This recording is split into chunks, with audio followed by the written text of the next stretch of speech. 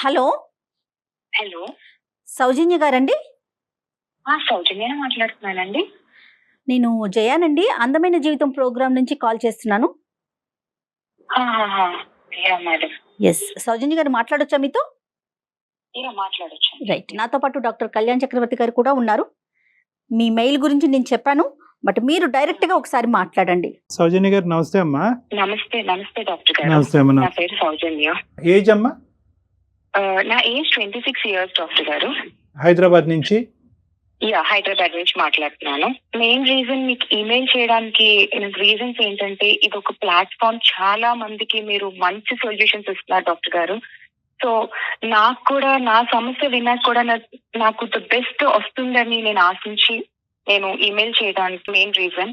తప్పకుండా అమ్మా. Sure. Thank you అమ్మా. చెప్పండి. నా సమస్య ఏంటంటే ఐఎమ్ మ్యారీడ్ అండి. నాకు 4 years అవుతుంది. ఓకే. నా మ్యారిచువల్ రిలేషన్షిప్ అస్సలు బాగాలేదండి. ఓకే. అస్సలు బాగాలేదు. ఎలా అంటే నాకు చుట్టూ ముళ్ళ కంచెలు వేసేసి నేను మధ్యలో అన్నట్టు అయిపోయింది నా లైఫ్. అయ్యయ్యో! నాకు ఏ విధంగా నాకు స్వేచ్ఛ, స్వతంత్రం ఏదో పక్షిని బంధించినట్టు ఒక కేజ్ లో అన్నట్టు నాకు అయిపోయింది. మా ఇంట్లో పొద్దున్న లేస్తున్నప్పటి నుంచి రాత్రి వరకు ఒక నిశ్శబ్దం అండి. Pin drop silence. అంటే ఎలా అంటే ఒక మెకానికల్ లైఫ్ లీడింగ్ అండి. ఇంకా చెప్పాలంటే అసలు వాల్ క్లాక్ కూడా అవసరం లేదు మా ఇంట్లో. అంటే ఈ టైంకి జరిగిపోద్దని మాకు ఇంకా తెలిసిపోతుంది.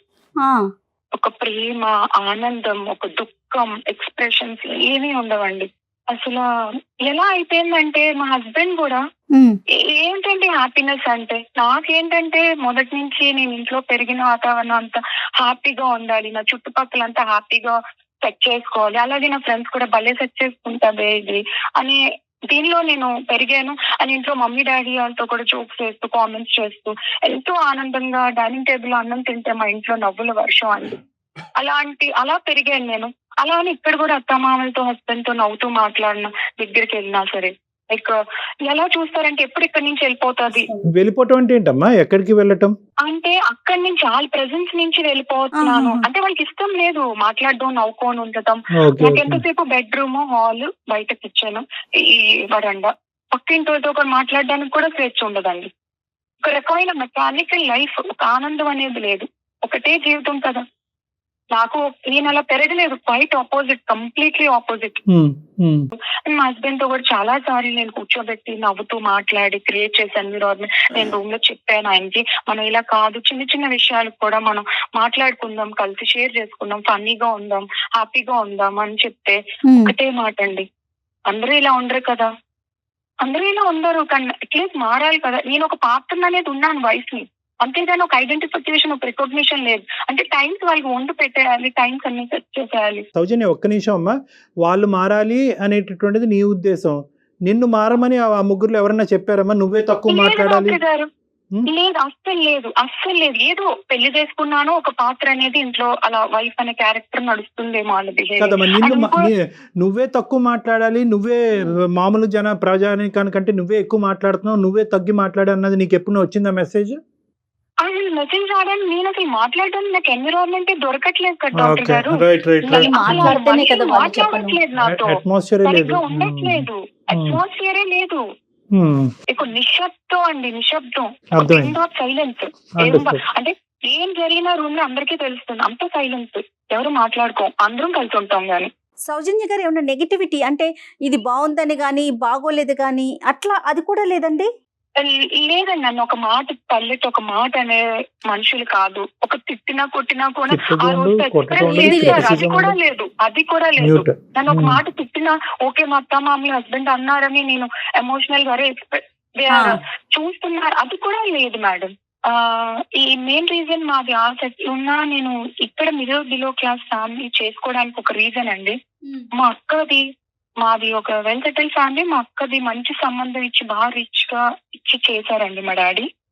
అంటే మా స్థాయి మీద ఒక 10 రెట్లు ఎక్కువే అనుకోవచ్చు. ఓకే. అక్కనిచ్చి చేశారు. 6 సంవత్సరాలు అయిందండి, 6 సంవత్సరాలు అయింది నేను అక్కతో మాట్లాడి. అండ్ ఆ ఇంటి మీద కాకి, మా ఇంటి మీద వాళ్ళు, అలా అయిపోయింది. ఇలాంటి లైఫ్ స్టైల్ చూసి చూసి నాకు మా డాడీ నాకు సంబంధం చేసేటప్పుడు నా ముందు ప్లేస్ చేశారండి. ఇలా 3 సంబంధాలు పెట్టారు. ఒక డబ్బు ఉన్న అబ్బాయిని, 2-3 మ్యాచెస్, ఒక బిలో మిడిల్ క్లాస్ ఇలా చెప్తే నాకే వదిలేసారు చాయిస్. అక్క జీవితం ఇలా అయిపోయింది కదా, నీ ఇష్ట ప్రకారం నీకు చేస్తామనంటే నేను కోరుండి నా మనస్తత్వం తగ్గేటట్టు నాకు ఆనందం కావాలి, నాకు డబ్బు ఇంపార్టెంట్ కాదు, ఆనందం కావాలని నేను బిలో మిడిల్ క్లాస్ అబ్బాయిని చేసుకున్నాను. హ్యాపీగా బతకొచ్చు, డబ్బు ఒకటే అల్టిమేట్ కాదు, వేరేవి కూడా ఇంకా చాలా ఉన్నాయి ఆనందాలు అనేది నేను కావాలని సెట్ చేసుకొని పట్టుబెట్టి చేసుకున్నాను. ఇప్పుడు నా జీవితం చూస్తే అక్కకి నాకు పెద్దగా తేడా ఏం అనిపించట్లేదు. మేబీ స్టేటస్ మారిందేమో. అంటే ఒక్కటి ఇక్కడ అడగాలి, మీకు ఒక స్థాయి నుంచి వస్తే అందరూ అలాగే చూస్తారా కిందగా డౌన్ గా? నేను బాగా లైవ్లీగా నాకు ఏమి వద్దు, ఆశించొద్దు, నాకు ఆనందమే కావాలి, నాకు స్వచ్ఛమైన ప్రేమలు కావాలి, అక్క జీవితం అలా అయిపోయిందని నేను ఇది కోరుకోవడం తప్ప అండి?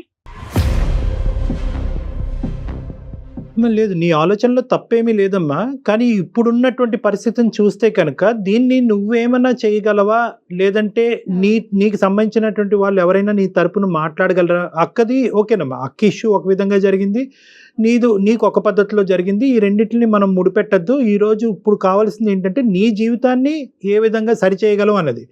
ఇంతేనమ్మా నీ జీవితంలో ఇప్పుడు జరిగింది, ఇంకేమన్నా ఉందా? అది అసలైన కారణం నేను డివోర్స్కి వెళ్దాం అనుకుంటున్నాను డాక్టర్ గారు. ఒక నెల అంటే ఓకే, ఒక 2 నెలలు, సంవత్సరం, 2 సంవత్సరాలు, అలా 4 సంవత్సరాల నుంచి నేను అది మార్చుకోవడానికి ఎన్నో ప్రయత్నాలు చేశాను. ఏ విధంగా ఏ నిమిషంలో కూడా నాకు ఎప్పుడూ అనిపించలేదు. ఒక్క నిమిషం తల్లి, డివోర్స్ తీసుకోవాలని ఆల్రెడీ నిర్ణయానికి వచ్చారు. ఇలాంటి వాతావరణంలో నేను ఉండగలనా? ఈ నిశ్శబ్దమైనటువంటి హైపర్ పద్ధతులు ఉండేటటువంటి వాతావరణంలో, గడియారం కూడా అవసరం లేకుండా అన్ని టైంకి టక్కుమని జరిగే మెకానికల్ వాతావరణంలో నేను జీవించగలనా అంటే కనుక జీవించేటటువంటి అమ్మాయిలు కూడా ఉన్నారు. అంటే ఎప్పుడు ఉంటారు అంటే కనుక వాళ్ళ మైండ్ సెట్ కూడా వాళ్ళ ఇంట్లో కూడా సైలెంటే, వాళ్ళ ఇంట్లో కూడా అలారం అక్కర్లేదు, టైం క్లాక్ అక్కర్లేదు, వాళ్ళ ఇంట్లో కూడా ఎక్కువ మాట్లాడేటటువంటి తీరు లేకుండా అంటే కనుక దొందే అంతా మ్యాచ్ అయిపోతుంది. కోపం వచ్చినా బయటకు వ్యక్తపరచరు, బాధపడినా బయటకు వ్యక్తరు, నవ్వుని వ్యక్తపరచరు. ఆ నిశ్శబ్దమైనటువంటి వాతావరణంలో వాళ్ళు ఉంటూ ఉంటారు. ఎక్స్ట్రోవర్ట్స్ అంటే కనుక ఒక్క నిమిషం కూడా ఆగలేరు. కొడుకు పొంగిపోతుంది అని అంటారు చూడండి, చెప్పకపోతే అలా బయట చెప్తారు. సౌజన్యది ఎక్స్ట్రోవర్ట్ మెంటాలిటీ, వాళ్ళది ఇంట్రోవర్ట్ మెంటాలిటీ. ఒకప్పుడు సౌజన్య ఇంట్రోవర్ట్ అయి ఉంటే కనుక ఈ రోజు మనకు ఫోన్ చేసి ఉండేది కదా, ఇష్యూ లేదు. అది సో ఇక్కడ ఏంటంటే ఇక్కడ నేరాలు ఘోరాలు అన్నవి లేకపోయినా కూడా సౌజన్యకి ఈ వాతావరణం భరించలేకపోతుంది. కాబట్టి నీ బాధ మా బాధ కాకపోయినా కూడా ఈ రోజు నువ్వు పడేటటువంటి బాధని ఎలా రెక్టిఫై చేయాలని ఆలోచించాలి. కాబట్టి దానికి నువ్వు డైవర్స్ అనేటటువంటి మార్గాన్ని ఎత్తుకుంటున్నావు. అవునమ్మా? అవును డాక్టర్ గారు. అబ్సల్యూట్లీ. జాబ్ చేసే అవకాశం ఉందా మీకు? లేదు, అస్సలు లేదు డాక్టర్ గారు. జాబ్ చేసే వాళ్ళకి ఇంట్రెస్ట్ లేదు, బయటికి వెళ్ళాలి ఇది లేదు, పంపించే ఇది కూడా లేదు. బట్ దట్స్ ఓకే, నేను వెళ్ళాను, మా ఆయన ఏదో సంపాదిస్తున్నాడు, ఒక 60,000 వస్తుంది, మాకు ఇంటికి కావాల్సినవన్నీ సమకూర్చుకొని life is leading on. But ప్రేమ ఇంపార్టెంట్ కదా. ఆనందం అంటే ఏంటండి, హ్యాపీనెస్ ఏంటి? నాకు కోట్లుగా ఏదో 5 స్టార్ హోటల్లో వెళ్ళి తిప్పక్కర్లేదు, ఒక రూమ్ లో ఒక 5 నిమిషాలు ఏంటి ఈ రోజు ఏం చేసావు, ఏం కూరలు, ఇవి. అమ్మ సౌజన్య, దట్స్ అండర్స్టూడ్ అమ్మా. పిల్లలు లేకపోవటానికి కూడా ఇది ఒక కారణమా? 4 సంవత్సరాలు అసలు నేను డివోర్స్ తీసుకుందాం అనుకుంటున్నాను డాక్టర్ గారు, డిసైడ్ అయ్యాను. కానీ ఏంటంటే ఇక్కడ నేను మీకు ఎందుకు రీజన్ చేశానంటే కదమ్మా, ఒక్క నిమిషం, before you go to the next point, పిల్లలు లేకపోవటానికి కారణం అడుగుతున్నానమ్మా నేను. పిల్లలు రైట్ నౌ ఐఎమ్ ప్రెగ్నెంట్ అండి, 6th month pregnant. Oh my god. కానీ ఇక్కడ నేను ఎందుకు డివోర్స్ అనేది ఎందుకు నాకు రీజన్ మేబీ అంటే దీనికి కూడా ఒక బలమైన కారణం ఉంది. నాకు ఇన్స్టాగ్రామ్ లో అండ్ ఫేస్బుక్ లో ఫాలోవర్స్ ఉన్నారండి. సో నాకు లాస్ట్ నేను ఏదైనా బ్రైట్ గా ఉండాలి, బ్రైట్ గా పిక్స్ పెట్టాలి, లైవ్లీగా ఉండాలి, ఆనందంగా అన్నట్టు నాకు అది హ్యాబిట్ చిన్నప్పటి నుంచి. సో నేను పిక్స్ మారుస్తూ ఇవి అది, సో అలా ఫ్రెండ్స్, జెన్యూన్ అయిన ఫ్రెండ్స్ ఇలా ఉన్నారు. సో అందులో ఒక ఆయన లాస్ట్ 2 years నుంచి చాలా నాకు నా భావాలకి, నా అభిప్రాయాలకి చాలా దగ్గరగా అనిపిస్తున్నారు.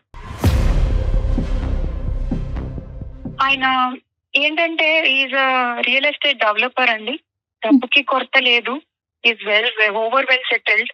ఆయన ఇలా నాతో ఫ్రెండ్లీగా మాట్లాడడం ఎప్పుడూ చూసుకోలేదు. నేను వీడియో కాల్స్ చేసుకోవడం కానీ, బయట కలవడం కానీ ఎప్పుడూ లేదు. ఇన్స్టాగ్రామ్ లో ఈమెయిల్స్ అండ్ మెసేజెస్ ద్వారాగే బట్ ఈజ్ అండర్స్టాండింగ్ మీ. నా సోల్ అర్థం చేసుకున్నారు ఆయన. ఎప్పుడైనా మెసేజ్ ఎప్పుడైనా బాధగా చేసినా, ఈ రోజు నువ్వు బాధగా ఉన్నావని చెప్పి నాకు ఫన్నీగా మాట్లాడడం, అంతవరకే క్రాస్ లిమిట్స్. ఎప్పుడు నేను క్రాస్ చేయించలేదు. ఆయన ఏంటంటే ఒక రోజు మా పరిచయంలో వాళ్ళ వైఫ్ కరోనాలో రీసెంట్ గా చనిపోయారు last 2 years back. Okay so నన్ను చూసి వాళ్ళ వైఫ్ ని రీప్లేస్ చేస్తావా అని నన్ను అడిగారు. కానీ నేను ఆ మాట కన్నాను, ఇదేంటి నీకు తెలుసు కదా నాకు మ్యారేజ్ అయింది ఇదైంది అని చెప్తే, అలా లేదు, ఇది నా మనసులో భావన, నీకు ఇష్టం అయితేనే అండ్ నేను చేసే ఫీల్డ్ లో నీకు నీ పేరున 2 crores ప్రాపర్టీ కూడా రాస్తాను, 2 flats. అది నీ జెన్యూనిటీ కోసం, ఏదో నాకు డబ్బు ఉందని చూపించుకోవడానికి కాదు అని నా ముందు ప్లేస్ చేశారు. కానీ నేను ఆ టైంలో ఏం మాట్లాడకుండా ప్రొలాంగ్ చేయకుండా నేను ఒకరితో ఆపేశాను. బట్ దాని తర్వాత కూడా ఈజ్ కంటిన్యూయింగ్ మీ అండి. ప్రతి నా వెల్ బీయింగ్ ఎవ్రీథింగ్, అంత బిజీ షెడ్యూల్ లో కూడా నాకంటూ స్పేర్ చేస్తున్నారు సార్ టైం. అతనికి పిల్లలు ఉన్నారండి? పిల్లలు లేరు మేడం. మీరు ప్రెగ్నెంట్ అని తెలుసమ్మా అతనికి? ప్రెగ్నెంట్ అని తెలుసు, ఎందుకంటే నా భర్త కన్నా ఆయనే నాకు కేర్ తీసుకున్నారేమో అని అనిపిస్తుంది. నేను ఆయన ముందు ఎక్స్ప్రెస్ చేయలేదు ఈ మాట కూడా. ఏంటంటే టైం తిన్నావా, ఇవి తిను అవి తిను, హెల్త్ చూసుకో అని నా భర్త కూడా అడగట్లేదండి. ఆయన అంత కేర్ తీసుకుంటున్నారు.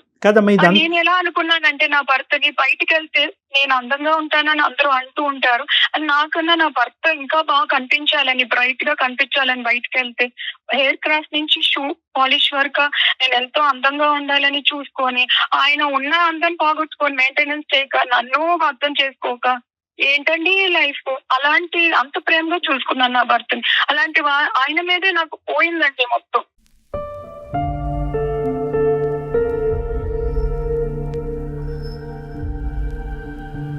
Don't mix this issue with the Instagram issue. ఈ రెండు మిక్స్ చేయొద్దమ్మా. ఈ రెండు మిక్స్ చేస్తే కనుక నువ్వు జీవితంలో డెసిషన్ తీసుకోలేదు, పొరపాట్లు చేయడానికి చాలా అవకాశాలు ఉంటాయి. ఈరోజు నువ్వు డైవర్స్ తీసుకోవాలి అని అనుకుంటే కనుక ఎస్, ఈ కారణం ఉందండి, ఇది నాకు ఈ మ్యారేజ్ సూట్ అవ్వట్లేదండి, నేను డైవర్స్ తీసుకుంటాను. దానికి ప్రెగ్నెన్సీ అడ్డం వస్తుందా లేదా అనేది డిఫరెంట్ సబ్జెక్ట్. డైవర్స్ తీసుకోవాలి అనేటటువంటి ఆలోచనతో పాటు నాకు నచ్చి, నన్ను ప్రేమించి, నన్ను అర్థం చేసుకునేటటువంటి ఒక వ్యక్తి ఇన్స్టాగ్రామ్లో పరిచయం అయ్యాడండి. నన్ను దేవతలా చూసుకుంటానన్నాడు, పూజిస్తానన్నాడు, నా భర్త లేనటువంటి లోటు అతను తీరుస్తాను అన్నాడు అంటే కనుక ఇక్కడ కన్ఫ్యూజ్ అవుతున్నాం. ఫస్ట్ ఈ సబ్జెక్ట్ క్లియర్ అవని, నెక్స్ట్ ఆ సబ్జెక్ట్ మాట్లాడుకుందాం. ఎందుకంటే ఈ సబ్జెక్ట్ క్లియర్ అవటం అనేటటువంటిది చిన్న ఇష్యూ, ఆ సబ్జెక్ట్లోకి వెళ్ళటం అనేది చాలా కాంప్లెక్స్ ఇష్యూ. ఎందుకంటే కనుక తెలియనటువంటి వ్యక్తి ఇన్స్టాగ్రామ్లో పరిచయం అయ్యాడు, ఈ మధ్యనే భార్య చనిపోయింది, ఇక్కడ 2 లక్షలు ఇస్తాడా, 3 లక్షలు ఇస్తాడా, 4 ఫ్లాట్లు ఇస్తాడా, బిల్డర్ కాబట్టి ఈ అంశం అంతా కూడా ఒక కాంప్లికేటెడ్, ఒక కాంప్లెక్స్ ఇష్యూ. దాని గురించి తర్వాత మాట్లాడుకోవాలి. నువ్వు డైవర్స్ తీసుకోవాలనేటటువంటి సబ్జెక్టు ఎంత అసర్టివ్గా డిసైడ్ చేసుకున్నాము, especially with the condition that you are 6th month pregnant.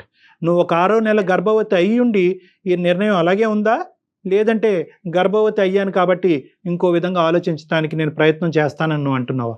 నాకు ఈ థాట్ గర్భవతి నీకు 6th month sir, 6th month ముందు నుంచి కూడా నాకు ఈ థాట్ వస్తుంది, నేను మార్చుకోవడానికి ప్రయత్నిస్తున్నాను. ఇప్పుడు బలంగా ఎందుకు తీసుకున్నానని అంటే, నాకు పుట్టపోయే పాపో బాబో ఇలాగే పెరగాల అంటే, పొద్దున్న నుంచి సాయంత్రం వరకు ఒక ఏది లేక మొహాలు ఇలా పెట్టుకొని వాళ్ళు అలాగే పెరిగితే ఇంకేంటి సార్, వాళ్ళకి ఏం నేను ఇస్తున్నాను తిరిగి?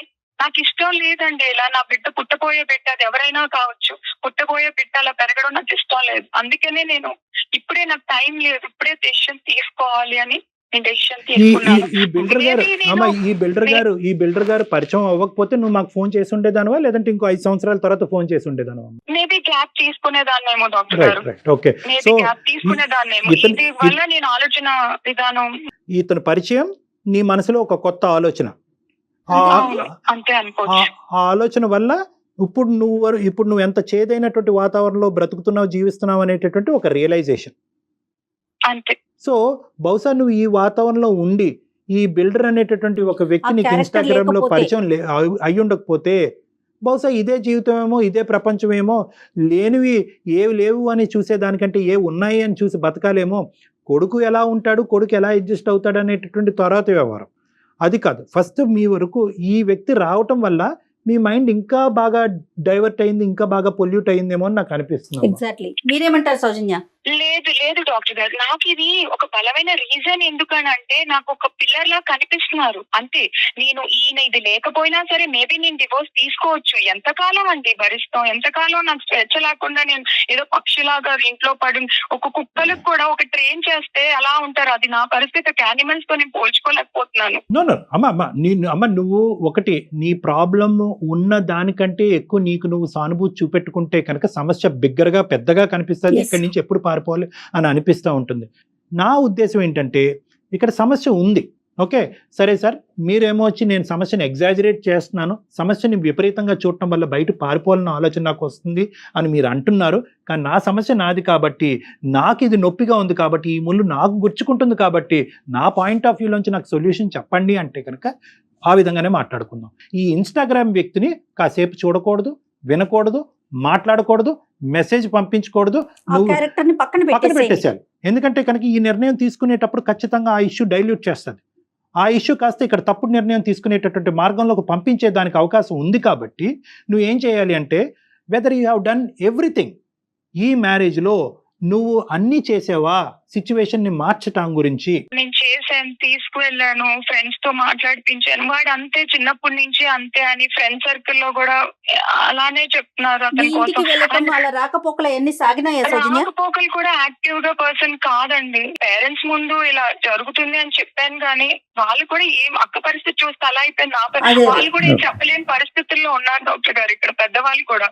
ఎందుకంటే నమ్మ నేను ఇది ఒక్కటి తల్లి, ఎంత విచిత్రమైన సమస్య అంటే కనుక 99.9% డాక్టర్ కళ్యాణ్ చక్రవర్తి జయ కాదు, 99.9% మంది ఏంటమ్మా ఈ మాత్రం కారణానికి విడాకులు తీసుకుంటావు, గర్భవతి అయ్యింది అని. డాక్టర్ గారు నా పరిస్థితుల్లో నా వాళ్ళు ఒక్క పోటు వచ్చి ఉండమనండి, తెలుస్తుంది నా బాధ ఏంటో. ఎస్ అది పడ్డా వాళ్ళకే తెలుస్తుందండి. అవునవును సౌజన్య, అందులో అసలు ఎలాంటి సందేహం గానీ డౌట్ గానీ లేదు. మీరు చెప్పేది 100% true. There is no doubt about it. కానీ is it the right time to make a decision about divorce? Can this wait? ఇది ఆగచ్చా? ఈ డివోర్స్ అనే నిర్ణయం ఆగచ్చా?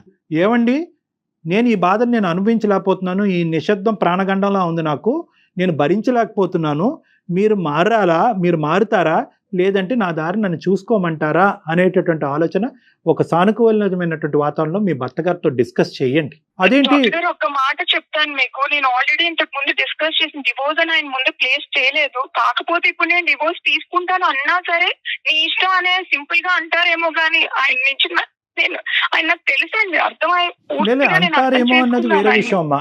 అంటారేమో అన్నది ఊహించొద్దు మీరు ఊహించుకోవద్దమ్మా. సౌజన్య, ఇక్కడ ఇంకొక విషయం ఆలోచించామని Yeah. చెప్పొచ్చేమో డాక్టర్ గారు. Yeah, yeah. తన ప్రెగ్నెంట్ 6th month లో ఉంది.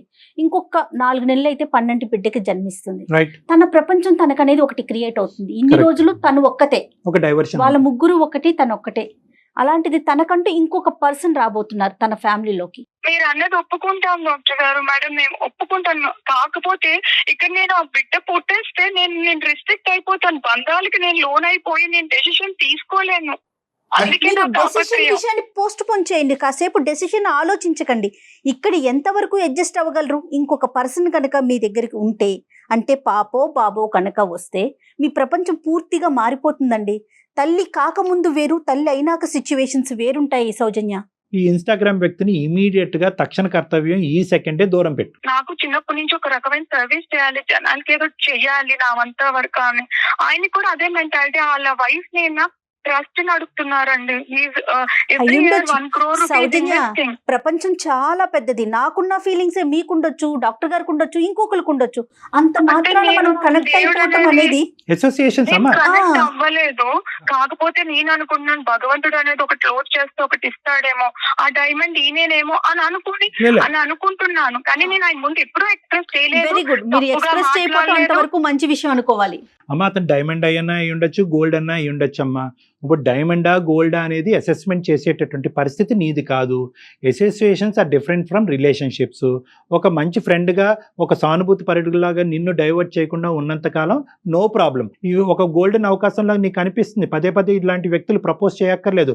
వాళ్ళు మంచి చేష్టలు చూపెడితే కనుక ఈ ప్రెగ్నెన్సీ ఉండేటటువంటి ఒత్తిడిలో మీ ఆయన దగ్గర ఉన్న వాతావరణంలో నువ్వే అట్రాక్ట్ అయిపోతావు. సౌజన్య ఏమనుకుంటున్నారంటే, ఇప్పుడు నేను 6th month ప్రెగ్నెన్సీలో ఉన్నాను, వెంటనే డివోర్స్ తీసేసుకుంటే రేపు పుట్టబోయే బిడ్డకి ఒక అండగా ఆయన ఉంటారు, మేమిద్దరం అమ్మా నాన్నలుగా సమాజానికి పరిచయం అవుతాము, బిడ్డకి ఇష్యూ ఉండదు అనే కోణంలో ఆలోచిస్తున్నారేమో.